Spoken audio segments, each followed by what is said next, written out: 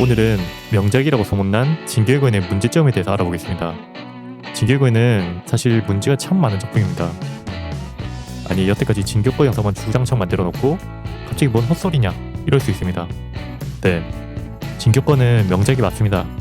스토리도 짜임새 좋고 캐릭터들도 매력있죠. 하지만 제가 말한 문제점들만 보완하면 더 잘 될 수 있습니다. 그럼 진격거가 명작이냐 귀칼이 명작이냐 이런 얘기가 더 이상 안 나올 겁니다. 자, 그럼 귀멸의 칼날과 비교해서 진격의 거인의 문제점이 뭘까요? 바로 귀여운 캐릭터들이 없다는 점입니다. 자, 귀칼 캐릭터 한번 볼까요? 애들이 다 아기자기하고 귀엽습니다. 최종 보스 무전을 보면 이게 최종 보스인지 포마 신사인지 전혀 구별이 안됩니다. 이런 점 때문에 귀멸의 칼날이 여성분들의 많은 사랑을 받고 있죠. 피규어 판매량도 아마 상당할 겁니다. 그래서 첫 번째 기어가는 진격거도 귀여운 캐릭터들이 필요합니다. 그럼 뭐 베르토트 같은 애들을 귀엽게 만들라 이 소리냐 이렇게 말할 수도 있습니다. 아니요, 초대형 거인에다가 아저씨처럼 생겨서 애니한테도 차인 베르토트를 어떻게 귀엽게 만들겠어요. 아르미는 몰라도 얘는 죽었다 깨어나도 귀여워질 수가 없습니다. 제 말은 베르토트가 아니라 무지성 거인들을 말한 겁니다. 사람들이 잘 모르는데 무지성 거인 중에서 귀요미들이 참 많습니다. 진격의 거인 초기에 유미르 신도였던 이 친구 기억하시나요? 애가 말도 할 줄 알고 나름 기억력도 있고 부족하지만 자제력도 어느 정도 있는 것 같죠. 그리고 대두인데 눈도 크고 귀엽게 생겼습니다. 이런 친구들 잡아다 훈련을 시키는 겁니다. 아니 지성도 없고 사람만 보이면 잡아먹으려고 하는 애를 어떻게 훈련을 시키냐 이런 말 할 수 있는데 매 앞에 장사 없습니다. 한지가 거인 잡아다가 손톱 뽑고 온갖 실험시키고 초대형 거인으로 겁좀 주면은 그날부터 거인몬 되는 겁니다. 포켓몬의 피카츄, 파이리, 꼬부기처럼 한지 박사가 초롱이, 아오니, 왕대두 그리고 이제 여성 팬들을 위한 거운우까지 거인볼에 넣어서 놔준다고 한번 생각해보십시오. 그리고 엘빈 단장이 자 가라 초롱이 이러면서 도장 깨는 거 생각하면 벌써부터 재밌지 않습니까? 그러다 9거인을 먹으면 그때는 진화까지 하면서 지루할 틈이 없겠죠. 자, 이게 첫 번째 개혁안이었고 두 번째는 가족 거인입니다. 귀멸의 칼날이 감동적인 이유는 혈기로 변해버린 동생을 구하려는 주인공 탄지로의 남매 때문입니다. 진격의 거인도 그게 가능합니다. 바로 코니 엄마를 훈련시키면 됩니다. 좀비 딸처럼 거인 엄마로 코니 엄마를 어르고 달래면서 훈련시키는 거죠. 남매를 이기는 게 효심입니다. 그 무거운 엄마를 나무 상자에 넣어 다니는 코니 생각해보십시오. 그리고 중간중간 엄마한테 먹힐 위기를 벗어나는 코니 보면 눈물 질끈하지 않겠습니까? 안 그래도 코니 분량 없다고 늘려달라는 진격거 팬들도 많은데 이참에 외전으로 거인의 칼날 하나 내면은 그날부터 어머니 아버지 팬들이 확보하는 겁니다. 세 번째 기어가는 바로 자수성가형 생캐 생성입니다. 진격의 거인은 청소년도 보는 애니메이션입니다. 그런데 진격거 생캐들은 하나같이 부모빨 유전빨입니다. 에렌 이 새끼는 부모 잘 만나가지고 시작부터 시조의 거인이랑 진격의 거인 쌍거인 물려받고 시작했습니다. 그리고 미카사 리바이 애들은 아쿠아만 유전으로 각성 한번 하면 코니 이런 애들은 평생 훈련만 해도 못 알아잡습니다. 히스토리아 얘는 자기가 왕족이란 거 알고 나서는 손 갖다가 안 날라가죠. 이러면 청소년들이 뭐라고 생각하겠습니까? 아, 부모빨 유전빨 없으면 성공 못한다 이런 생각 안 하겠습니까? 그래서 평범한 출생으로 태어난 사람 중에 한 명 정도는 노력으로 세진 애들이 필요합니다. 뭐 코니는 거인 엄마 훈련시켜야 되니까 안 되고 픽시스 사령관 정도로 오래 훈련한 사람은 인간계 최강 캐릭터로 만들 필요가 있다고 생각합니다. 평소에는 제복 입고 우아하게 홍차 마시고 있다가 위에는 망토에 쫄쫄 입고 칼 하나 들고 출동하는 거죠.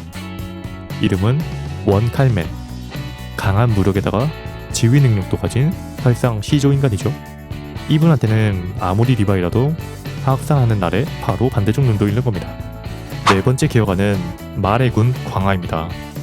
말의 이놈들 부전에 조약하고 100년 동안 뭐 했습니까 대체? 거인 약물 한참 전에 만들어 놓고 말의 제국에서 이거를 더 발전시킬 과학 능력이 없다는 게 말이 됩니까? 그래서 제 생각은 거인 약물에다가 이제 9거인 능력을 조금 섞어가지고 거인 열매를 만드는 겁니다. 예를 들면 초대형 거인은 거대 열매, 감옥 거인은 다이아몬드 열매, 거기다가 막 온갖 종류의 뭐 섞어가지고 막 이상한 열매들을 만들어내는 거죠. 그러면은 재밌는 장면 많이 안 나오겠습니까? 자, 마가테 대장이 고무고무 열매 써가지고 배에 빵빵하게 부풀리면 벌써부터 웃기지 않습니까? 이제 그날부터는 파라디 섬 애들뿐만 아니라 말의 캐릭터들도 이제 팬들이 생기는 거죠. 5번째 기어가는 거인대전을 극장판으로 재개봉하는 겁니다. 귀멸의 칼날 무한열차편은 관객수 200만이 넘었고 진격의 거인 극장판은 100만 넘은 작품도 없습니다. 전처럼 평범하게 9거인의 리바이 미카사만 활약하는 게 아니라 이제 말의 군의 거인의 열매 능력자들, 그리고 고무 열매 먹은 마가테 대령, 파라디 섬에서는 호니 엄마, 그리고 엘빈 지휘받는 거인몬들, 위상의 원칼맨 등장. 자, 여러분, 이렇게 극장판 만든다고 한번 상상해 보십시오. 귀칼 극장판 보고 싶습니까? 제가 방금 이거 친구한테 보여준 다음에 귀칼 극장판 볼 거냐고 물어보니까 귀칼이 뭔데 씨바 이러면서 두드려 패길래 방금 전까지 맞다 왔습니다. 제가 말한 개혁안들이 귀칼을 이길 수 있는 유일한 수입니다. 마지막으로 플러스 1 개혁안이 있습니다. 이건 이제 시즌2에 관한 내용입니다. 사실 진격의 거인은 열린 결말로 마무리돼서 시즌2를 만들기 위한 충분한 소재가 있습니다. 우선 에덴이 묻혀진 자리에 나무가 자라났고, 이 나무는 대지의 애벌레가 서식하는 곳입니다. 모든 생물은 생존을 위해서 진화를 하죠.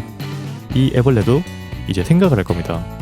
인간 애들한테 거인의 능력을 나눠줘가지고 생존하려고 했는데 잘 안됐죠. 이제 분명 새로운 전략이 필요합니다. 보통 이런 애벌레들은 생존을 위해서 점점 작게 진화해 갑니다. 이제 작은 새끼들을 엄청 많이 낳아가지고 생존하는 거죠.